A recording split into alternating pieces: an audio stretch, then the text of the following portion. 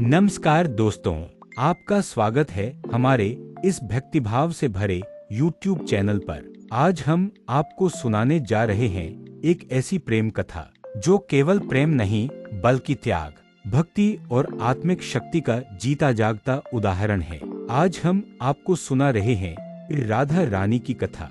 बहुत समय पहले की बात है, जब नंदगांव और बरसाना की गलियों में एक नई हवा बहती थी, जहां फूल बिना छुए खिल जाते थे, जहां गोपियों के मन में कुछ समझ न आने वाली हलचल थी, और जहां एक छोटी सी कन्या जब हंसती तो पूरा गांव हंस पड़ता। वो थी राधा, वृषभानु जी और माता कीर्तिदा की सबसे सुंदर रचना। लेकिन ये सौंदर्य केवल शरीर का नहीं था। उनकी आंखों में, उनके हाव भाव में एक दिव्यता थी, जैसे स्वयं प्रेम ने उनका रूप लिया हो।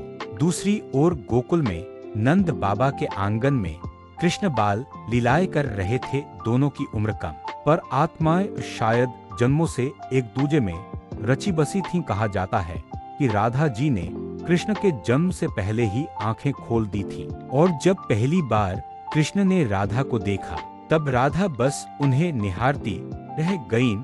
उन दोनों का पहला मिलन कोई साधारण घटना नहीं थी, वो दो आत्माओं का संयोग था। कृष्ण की बांसुरी जब भी बजती, राधा सब कुछ छोड़कर उसकी ओर खींची चली जाती। खेतों में काम करती गोपियां ठहर जाती, गायें चरना भूल जाती, और राधा वो जैसे उस बांसुरी में कृष्ण को सुनती थी। वो धुन उनके कानों तक नहीं, सीधे उनके हृदय में उतरती थी। और कृष्ण वे भी जानते थे कि इस पूरी धरती पर एकमात्र वही है जो उन्हें बिना कहे, बिना मांगे समझ सकती है। राधा, उन दोनों के बीच जो प्रेम था, वो वैसा नहीं था जैसा आजकल हम देखते हैं।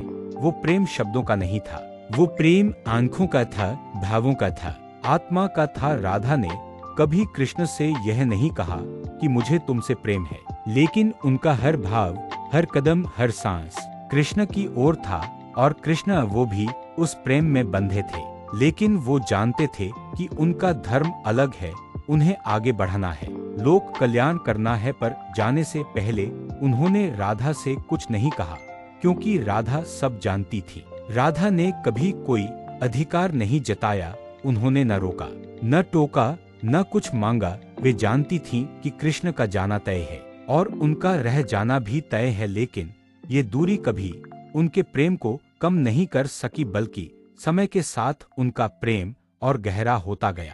कृष्ण ने रास रचाया, कई गोपियां आईं, पर जैसे ही राधा वहां नहीं थी, कृष्ण रुक गए। बोले, जब तक राधा नहीं आती ये रास अधूरा है। सब चकित थे, इतनी गोपियां, फिर भी राधा।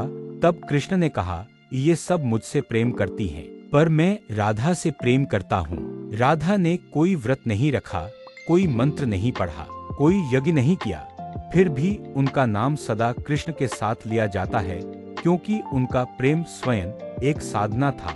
और कृष्ण भी यही मानते थे कि राधा सिर्फ राधा नहीं, वो उनकी आत्मा है, उनकी शक्ति है।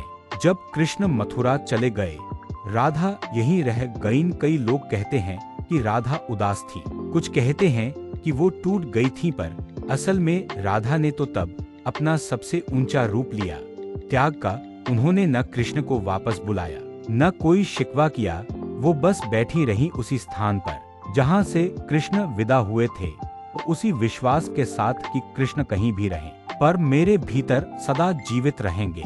जब द्वारका में श्री कृष्ण राजा बने, चारों ओर वैभव था, रुक्मिणी जैसी महारानियां थी, लेकिन फिर भी जब अकेले में बैठते तो राधा की याद आ जाती। वो कहते, मैंने बहुत कुछ पाया, पर जो प्रेम राधा ने दिया वैसा कोई नहीं दे सका। कहते हैं राधा और कृष्ण का मिलन फिर हुआ, उस समय नहीं जब संसार चाहता था, बल्कि उस क्षण जब दोनों की आत्माएं एक होकर प्रभु के धाम को चली गईं। और आज भी जब कोई कृष्ण कहता है तो सबसे पहले राधे उसके आगे जुड़ता है। कृष्ण का नाम अकेला नहीं लिया जाता, क्योंकि कृष्ण खुद कहते हैं, जो राधा को नहीं जानता वो मुझे नहीं जान सकता। राधा वो नहीं जो मंदिरों में मूर्ति बनकर बैठी हैं, राधा वो है जो हर उस हृदय में रहती हैं, जहाँ प्रेम निस्वार्थ है, जहाँ भक्ति में अहंकार नहीं बस समर्पण है।